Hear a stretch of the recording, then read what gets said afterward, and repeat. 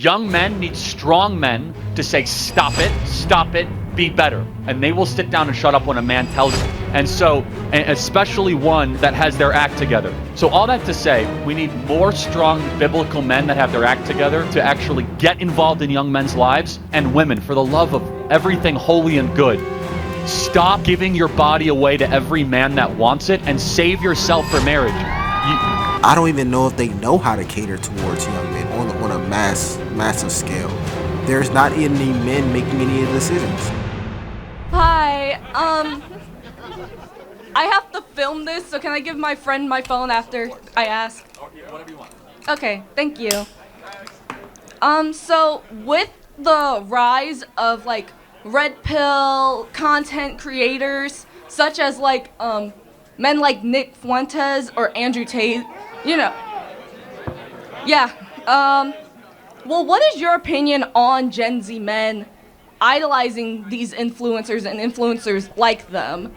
And as yourself are a conservative influencer in some way, do you think that they're like them and their followers are justified? So this woman is asking about conservative influencers and whether or not they're justified to, I'm assuming, give advice on leading a generation of young men. Let's see where this video goes. But so far, I would just say this.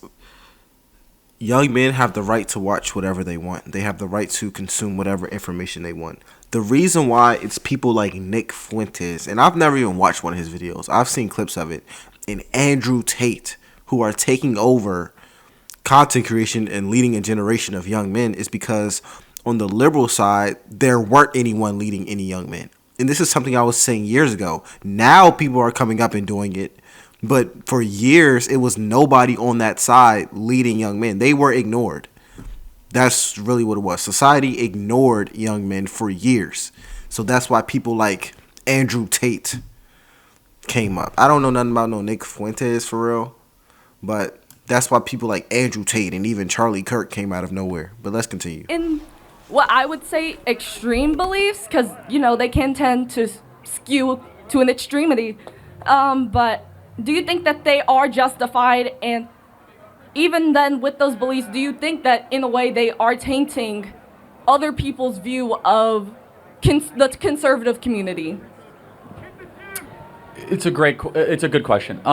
Look, I have a great heart for young men that have grown up in a toxically feminine society that has told them that it's a problem that they exist and that they don't understand anything about male human development. They don't understand anything about what a 13, 14, or 15-year-old boy needs, how they grow, how they're largely immature and hyper-physical, and they know nothing about actually how to turn boys into men.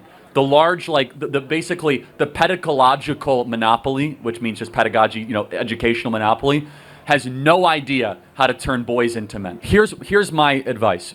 I always try to point to the scriptures as to the best way to turn boys into men. And the best way to turn boys into men, very simply, is to restrain your impulses, do something adventurous, confront evil, stand up for those that can't stand up for themselves, and save yourself unto marriage and find one sexual partner for your life. That's where I lose a lot of people. And in fact, I believe marriage is a moral good for yourself and for society. I think we engage way too much in the flesh. We drink too much. We do too many drugs. We have hookup culture. We watch too much pornography. It's always about instant gratification, where we as men, we enjoy the difficult and the adventurous, but it should be for noble and righteous purposes. And so insofar as someone's advocating for that, I'll agree with it. Otherwise, I would say that not so much. One more? Okay, so other than like your advice to young men, what do you think that us as a society could do to kind of steer young boys and Gen Z men to like a better path than this like very indulgent lifestyle of like constantly getting girls and like using women for...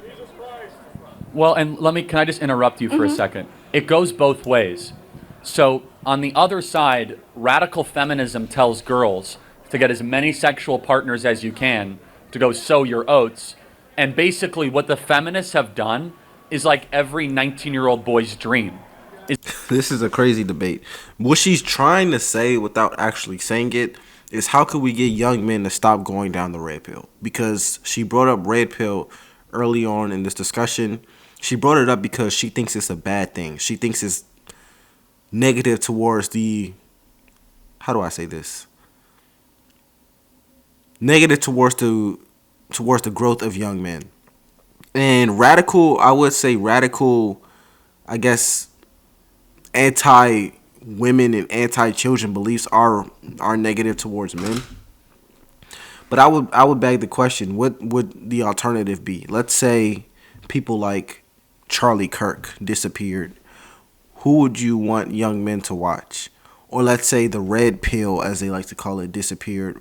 Where would these young men go? The problem today is that there is no real direction for a lot of the youth. They're kind of just free nilly-willy wandering the internet and stuff, and they see people like Andrew Tate, and I'm not gonna say Nick Fuentes, but people like Andrew Tate online with these super hyper masculine views, and they're like, oh, this is where I can go. This is the direction to go in.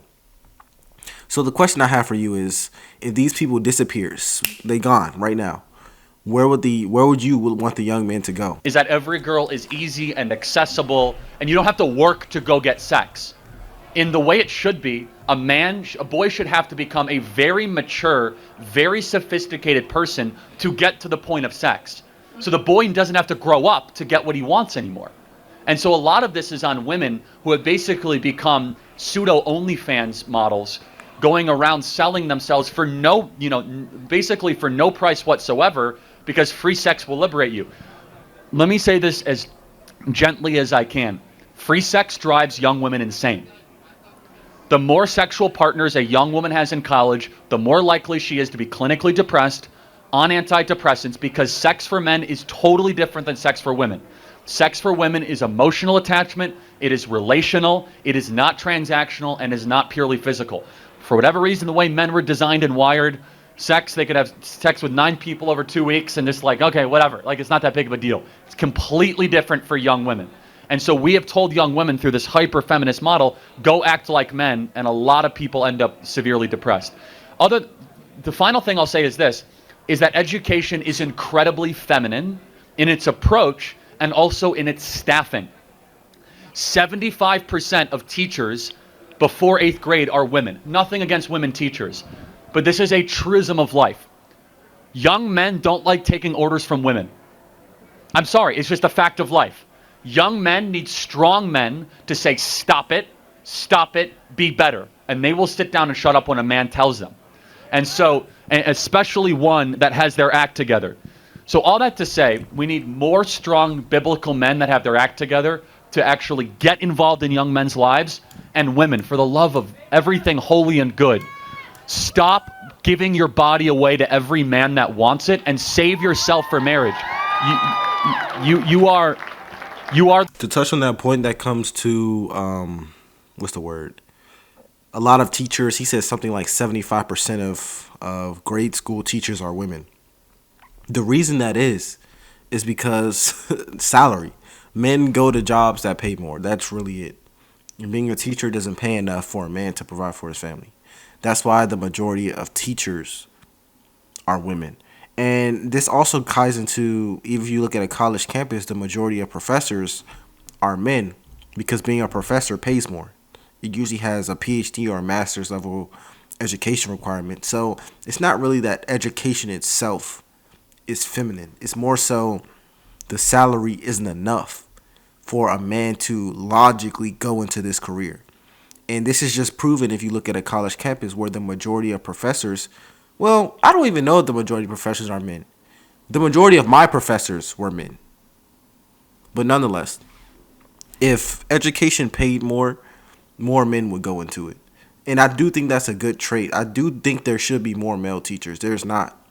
There's just not. And the reason why this is a bad thing is because if you look at schools, they don't cater towards young men. And I'm not gonna sit here and lie and say they do. They don't. The teachers are women, the principals are women, everyone who's making the decisions are women. So I don't even know if they know how to cater towards young men on a massive scale. There's not any men making any of the decisions. It sucks, but he's kind of right on that. The supply of the problem. So it's both sides.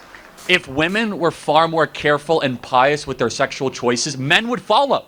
If all of a sudden the supply side of this equation would be like, actually, sorry, you have to date me seriously and get married to have sex with me. All of a sudden men would be like, well, I better get my act together. I better get a job. Men will react to the signal of sex quicker than women will.